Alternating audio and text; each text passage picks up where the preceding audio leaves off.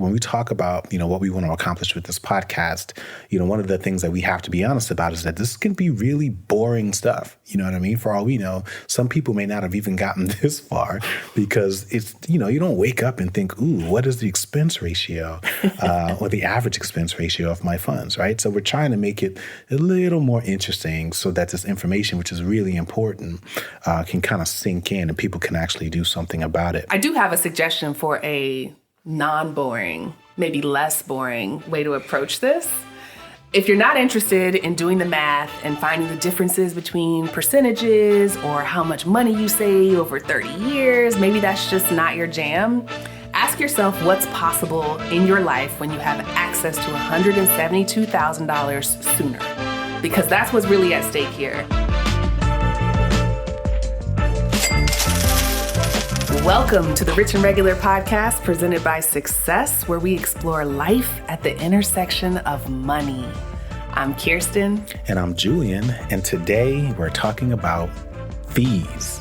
Fees? Fees, yes. It's not my favorite F word. What's your favorite F word? I can't really say that. I'll just, food. Yeah. Food is my favorite F word Monday through Thursday. No, this is a good conversation because, I've been wanting to rant about fees for a minute.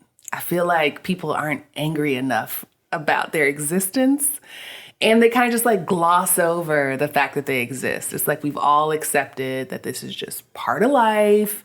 It's like taxes and pollen. Pollen. That's exactly what I'm thinking about. And so for those of you who don't know, we are just outside of Atlanta, Georgia. It is late March. You'll probably be listening to this podcast in April. But if you're like us, you are just smothered by pollen. And that's exactly what I think about when I think about fees, because it's just these little tiny things. They're everywhere, but they can pretty much ruin your day. Yeah.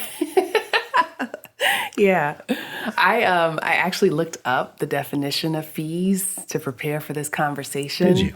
Yeah. And the definition is very elevated. It's very fancy. What did you find? Okay, there's really two that I pulled out. The first one is a payment made to a professional person or a professional or public body in exchange for advice or services. Okay. That's fairly reasonable. A fee in exchange for advice or services. But this second one, money paid as a part of a special transaction. For example, a privilege or for admission to something. Now, I pay a lot of transaction fees, and very rarely are they for a special transaction. What makes the transaction special? Yeah, that is an interesting definition. I would say it doesn't capture the feeling. Right. Right? So I'm thinking about pollen and things that annoy me, and nowhere did it capture the essence of what fees actually feel like when you encounter them. And obviously I was joking when I said it's one of my favorite four-letter words. It is not. There's a long list of those kinds of words that I have a greater appreciation for than fees. I'm trying to think, I was going to try to guess, but I think I'll just ask, what is your most annoying fee? Ooh, I think the most annoying fee that I've encountered recently would be ATM fees. So how if you have your money at one bank and you go to another bank, they're like, I'm going to need $3-4 to give you your own money. Mm-hmm. That, I love that they're, transparent about it. They're very vocal. They tell me up front that it's going to cost me extra to get my own money out of a machine that literally exists to dispense money. There's no additional ask that I'm making of this machine. But it's still very frustrating that cash isn't available for free for people who have put cash into a system and just want to get a little bit out. Yeah, it's hey, here we are. We'd love to hold your money for you. But if you want it back at any point in time, depending on where you are, I'm going to charge you about $2.25. Yeah. Actually, I just made that number up. I have no idea how much an ATM fee is because I can't even think of the last time I went to an ATM. I know. This is a pre-pandemic complaint. Yeah. Yeah. And it's bad because both banks charge you. Like the bank that you pull it out from and your bank comes on top of that. Like, well, now I'm mad. I want my $1.50. Wow. So it's far more than you think it is. We should get into the ATM business. I'm going to answer that question. Hold on. Let me ask you. We should definitely get into the ATM business. What is your most annoying fee? My most annoying fee. I don't know why. Maybe because I'm like itching for a vacation. But I think to me, the most annoying fee is a resort fee. You know, like it's like you go to a hotel or a resort and it's like, hey, this is how much it costs per night. And you get all excited by that. And by the time you get the checkout, it's like 40% higher than when you thought it is, because every single day there's a quote unquote resort fee for access to the amenities. As if you wanted to come to the resort for anything other than the amenities itself. Yeah, it's very deceiving. And certainly I'm trying to go back to your definition there. It does not sound like a privilege or a special transaction. A special transaction. It just feels deceptive. Yeah. Well, it's easy to get caught up on the little fees because we get hit with them all the time, whether we're ordering food delivery or going to get cash out. But the one that we wanted to talk about today, the one that we want to spend some time discussing, is called the expense ratio. Now, expense ratio is a pretty fancy word for a fee, which fees tend to do. Like the bigger the fee, the more fancy the word. That is an expense ratio. I was just saying, it's like a Grey Poupon kind of fee. Yes. Yeah, it's like a fee, a fee that roll up in a limousine. It's a well-dressed fee. It is a well-dressed fee. Yeah. From expense ratio to service charge, like all these fees are still the 4-letter fee that we ranted about at the beginning. But why don't you help the people out and give them the definition of expense ratio? Yes. So like you, in advance of this conversation, I did a little bit of research myself, and I wanted to make sure that we didn't misspeak. And so the definition of an expense ratio, according to Investopedia.com, is an expense ratio, or ER, also sometimes known as the management expense ratio. It measures how much of a fund's assets are used for administrative and other operating expenses. It's typically expressed as a percentage. So let's say 1, 2, or 3%, hopefully nothing more than that.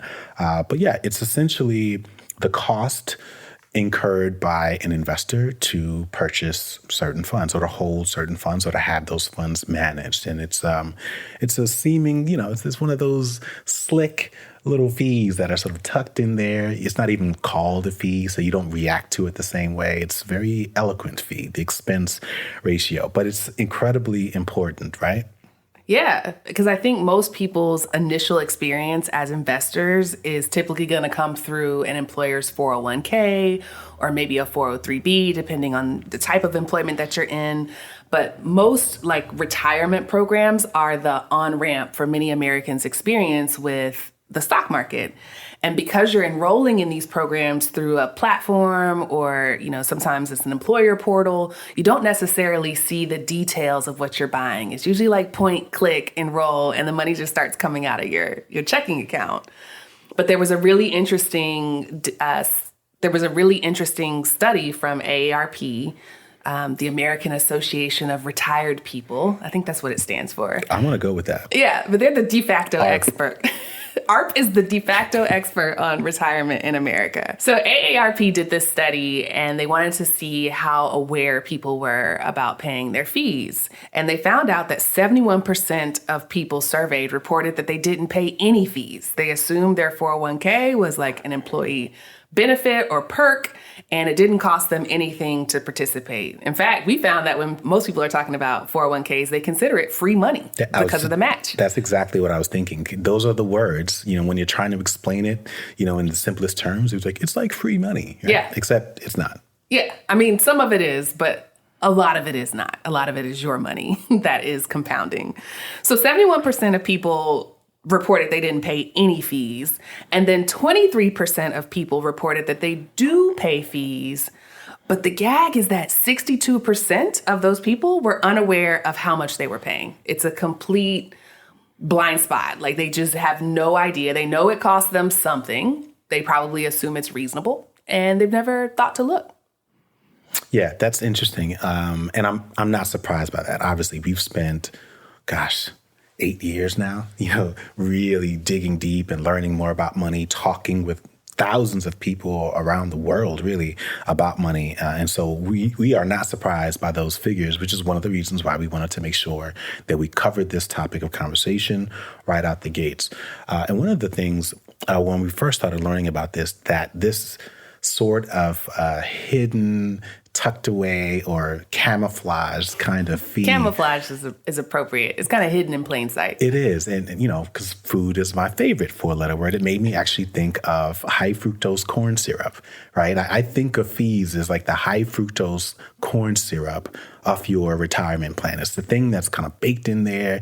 You don't even taste it. You could be tasting or eating something savory like tomato sauce, and you're not thinking that there's sugar in there, but more often than not, it's just tucked in there just a little bit because, that's what's going to help keep it more shelf stable or take just a little bit of that edge off of there. And I think the part that's unfortunate about this is that when you don't understand this, you have people who really and truly think that they're making smart decisions. I'm making a wise decision, a financially responsible decision by investing and saving for my retirement. And the brain sort of shuts off after that, right? It's like I've checked the box, I've gone in, I've done all the things, I've put it on autopilot, but they don't go just below the surface. And it's very similar with food, right? If you're trying to, lose weight or, eliminate sugar from your diet, it's one thing if you decide that you're literally not going to put sugar in your tea or your coffee in the morning. But if you're not paying attention to the juices or, the little things in your yogurt or your salad dressing, or your sauces, all of these things, to flavor up those vegetables. Absolutely. All those things, it's like you had the best of intentions, but even still, there are just those little things in there that are hidden. It's really, really interesting, I find, but can actually be pretty impactful over time. You had an example. Did you want to break it down? Yeah. I think the point of this example is just to illustrate that the fees associated with your retirement account can not only affect how long it takes to retire, but how much you have when you get there. Let's walk through an example. Let's say you're early in your career and you've committed to investing $10,000 a year for the next 30 years, and you invested in a fund that has a 0.1% expense ratio. So that's 1/10%. Okay. The account balance that you would have at the end of that 30 years would be $1,010,730, assuming a conservative 7% rate of return. I'll take it. Yeah, you're a millionaire. Where do I sign up? And of that $1,010,730, you will have paid $18,931 in fees. Okay. So I'm just doing some math in my head, which is not I'm not most comfortable in that environment. Feel free to round up. Yeah. Okay. So $20,000. So $10,000 if I save that amount over a 30-year career. If you invest that amount over a 30-year career, I'd have over $1 million. Per year. Per year. Yep. And I will have paid, let's just round it up, $20,000 in fees. Correct. At a 0.1% expense ratio. I'm okay with that. Yeah. So like 2 of the 30 working years that you invested $10,000, 2 of those goes towards your fees alone. That's a great way of looking at it. Yeah. So now let's run that example again and assume that your money was invested in a fund that charged 1% instead of 0.1%. Those fees would have cost you $172,713. Wow. I'm going to round up. $173,000. Okay. So the difference between a fund with a 0.1% expense ratio and a fund with a 1% is a lot of money. Yeah. $173,000. Yeah. So the difference is roughly what? $150,000 difference. Hold up. You shaved $20,000 off. Well, I'm saying $172,000. Oh, between the two. Okay. Yeah. Minus the 20 that the smarter person did. They're not smarter. Well, they listen to this podcast, and so by default, they've gone in and they've made some changes. But it sounds like, so to use your example, so in the first example, it was like 2 of the 30 years you could say were eroded by fees. But in this example, Over half. Yeah, 17-ish. Wow. Of the 30 years that you invested $10,000 went towards just the fees of managing the account that you invested your money in. Yeah.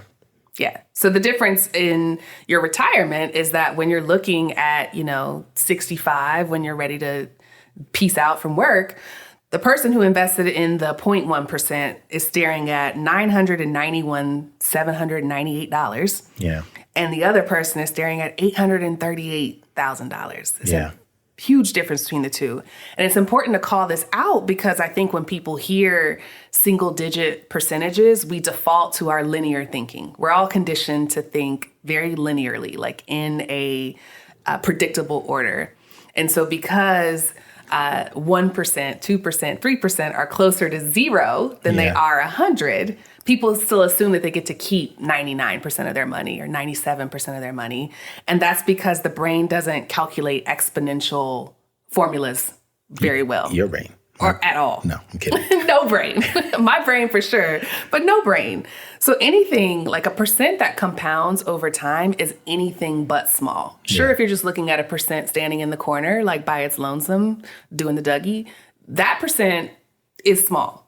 But a percent that compounds over time is not. It's going to be expensive. And that is either working in your favor or it's working against you and your goals. Yeah, I'm team fees working in my favor. You know what's interesting, or what else is interesting about this is because of how we've been conditioned to think about percentages or even cost as a reflection of value, it's really common, I found, for people to look at, let's say, one fund that might cost you, let's say, using these percentages, 1/10 of the cost of another.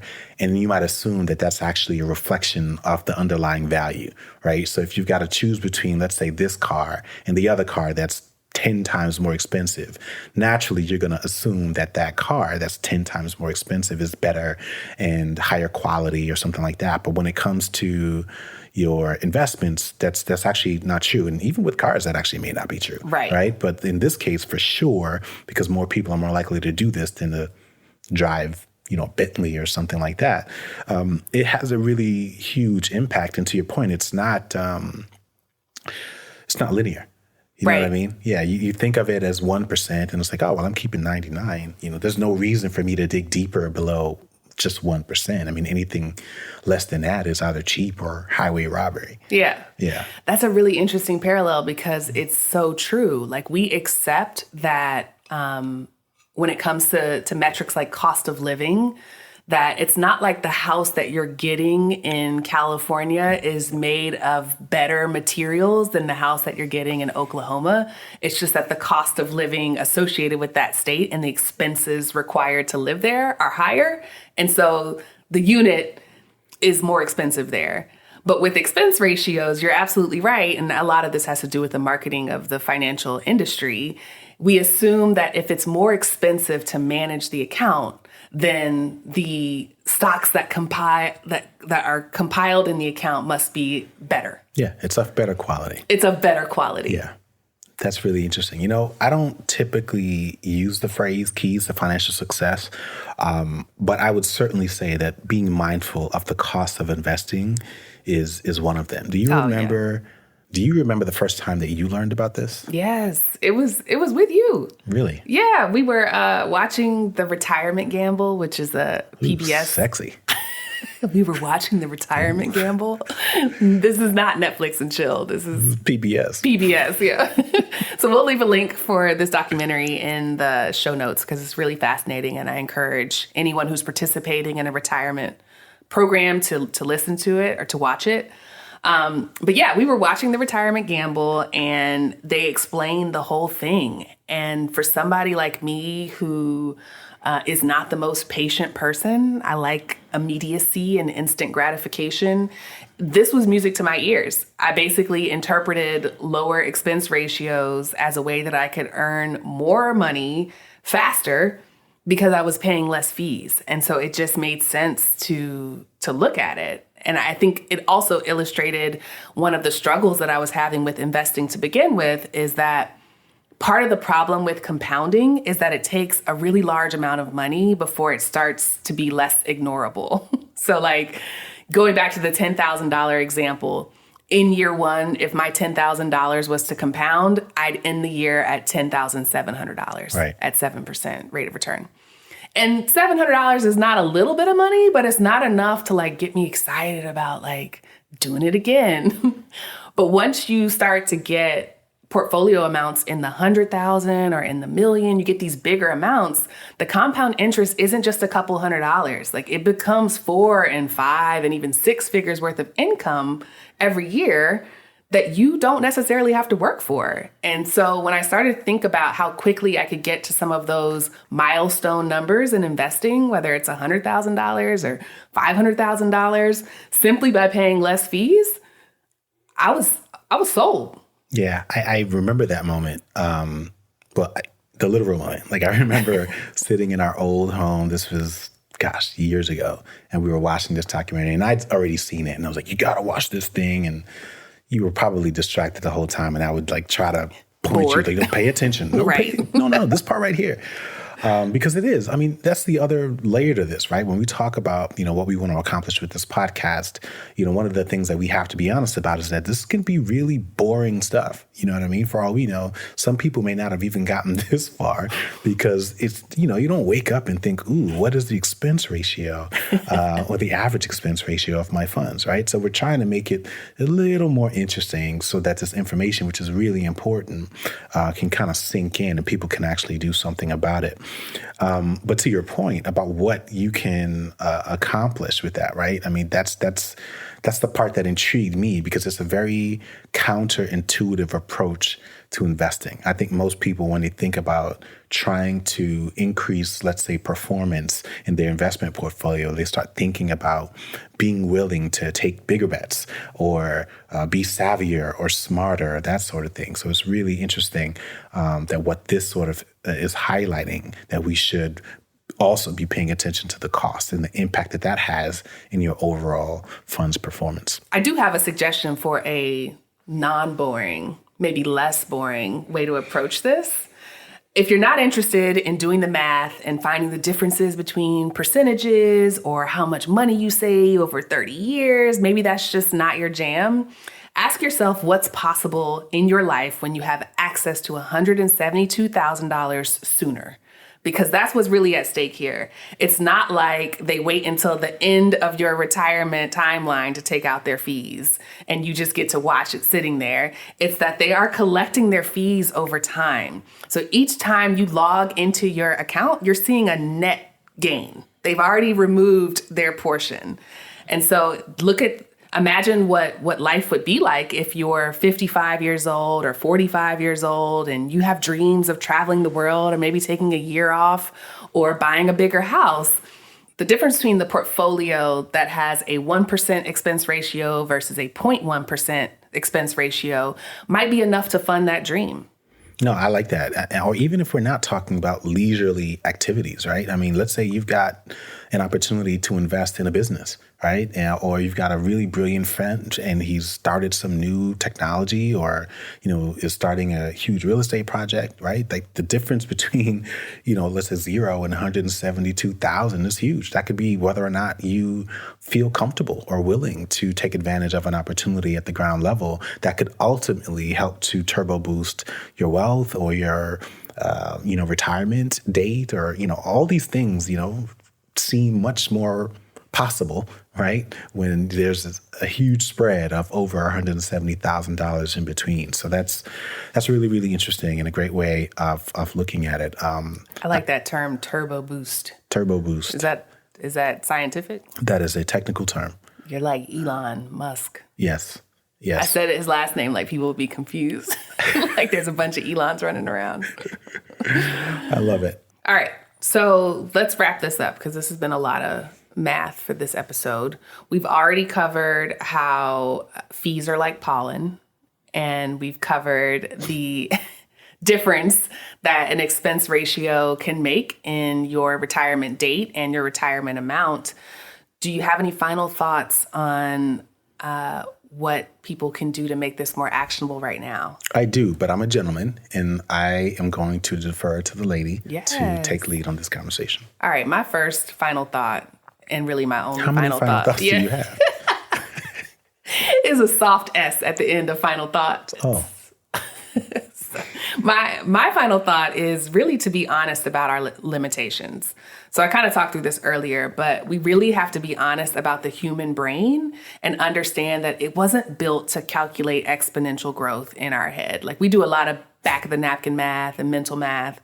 But when it comes to exponential growth, which is typically required to consider the decisions that you're making about your investment or about purchases that have interest baked in, you need to use a calculator. That's where I was going with this. Don't be afraid to use a calculator. They are all over Google, or you can watch a YouTube video and figure out how to build one yourself in Excel or some other kind of data processing software. But it's really important that you don't underestimate the value of a percent over time. Again, it's either working for you or working against you, and you want to make sure that every percent is working in your favor. Speak for yourself. I can count to millions and multiply with like my fingers. Boy. Okay. I actually don't have a final thought. I have a final question, which is rule breaker. Hey, how much are you willing to pay for an educated guess? And what I mean by that is financial advisory isn't free. Your financial advisor gets paid, right? And similarly, 401ks aren't free. And by that, I'm talking about the funds that are invested within those 401ks. And oh, by the way, we're not just talking about 401ks. The same is true for IRAs or really any investment account that you have. If you invested in mutual funds, there are fees associated to that. So don't be a part of that 63%, I believe was the number. 62%. 62. I was 1% off, but that 1%, there it is. It's a big percent. It's a big percent. Don't be a part of that team. Do the work, try to figure out exactly how much you're investing because those fees can have a huge impact over time. Do not think of the fees in your retirement accounts the same way as you think about the fees that you might pay for Uber Eats or DoorDash because you didn't feel like cooking. Those two are not the same. You might go hungry, or have to eat, chips and salsa for dinner, but that's very, very different from, ignoring what's really happening with the money that's supposed to sustain you in your golden years. Ooh, you just brought up the food delivery fees, and those might annoy me more than the ATM fees. So let's say we've convinced the listeners that this is important. They are ready to finish listening to this last little minute and go do something about it. What do you think people should do? Yes. So first I would say is open up your investment portfolio. Everyone, if you have one, you should be getting regular statements. And so if it's online, log into the portal. If it's a monthly statement, maybe go to where you have them stashed and you've never actually opened them. Open them up and take a look to see what you're actually invested in. And it may not actually say it on the statement, but you might be able to see a breakdown of the funds within your portfolio. And then at that point, if you've got access to the internet or a mobile phone, you can get the answer to your question pretty quickly. Google, in this case, is your friend. So you figure out what that 3 or 5 letter code is for your respective funds, and you search for that term, comma, expense ratio, or you can go to a couple of different websites. We'll list them in the show notes. And that way you can see what your fees are. Is it 0.1%, like the example that we mentioned? Is it 0.5%? Is it 1%? Is it more than 1%? Let's hope that's not the case. So the general rule of thumb is you shouldn't be paying more than 1% for any particular mutual fund. 1%, as we've already broken down in the example, is pretty expensive. It can get costly over time. And so you should know that there are funds out there that are less expensive or charge less than 1%. We gave an example of what 0.1% would look like over a 30-year period. There are several funds, some of which we even invest in, which are significantly less than that. And so you don't have to have this built in thousands of dollars in terms of expenses over time. And it has a huge, huge impact on the growth potential of your investments. And then lastly, If you find after doing your research that you don't have access or there aren't less expensive funds available, send a note to your plan administrator. That information is typically available within the portal, or maybe there's a tiny little email that's hidden on the last page buried in your statement. But send them an email, shoot them a note and say, hey, or maybe it's someone that works at your job that's actually responsible for making the fund choices that you have. And if you're not comfortable doing it, maybe you can talk to a manager and have that person send a note, because maybe they're in a better position to poke around and see if there's something else that's available. Now, if you're working with a financial advisor, this might be the time to set up a meeting and say, hey, I listened to this amazing podcast. I learned something that I didn't know about investing. You don't have to be combative or angry, or, you don't have to make it seem as if somebody's taking advantage of you, but you can certainly say, hey, I think there are maybe some better options for me that I might feel a little bit more comfortable with. Would love to have a conversation with you about how to reduce the cost of my investment. So that's what you can do. I love that. Solid advice. I'll just throw in that funds are legally required to divulge their expense ratio. That's one of the things that they're governed by. And so it may be hard to find, but it's definitely out there. So if you can't find it at first, don't give up. Keep Googling, keep looking through the paperwork and see if you can find it. Yep. It's called a prospectus. So you can find that information in your prospectus. Each fund that you have will issue a prospectus. That information is typically updated every single year, sometimes multiple times a year. But whenever something changes, they are legally required to inform you as an investor or holder of that fund of what those changes are. All right. That's it. We got our first episode in the bag. I love it. I'm a little nervous, though. I am too. Some of my favorite podcasters, after a while, they say, oh my God, I listened to the first one and it was horrible. Yeah. This might be a horrible moment. I don't know. It's up to you guys. Hopefully it wasn't. If it was, send me a note. Don't tell me. Just, I don't want to know. Tell me in like 10 years. Yeah. That sounds fair. We can all laugh about it. Yeah. Thank you for listening to the first episode of the Rich and Regular podcast presented by Success. If you like what you heard, let us know by leaving a 5-star rating and review and hit that subscribe button. We'll see you next week. Bye, guys. Bye.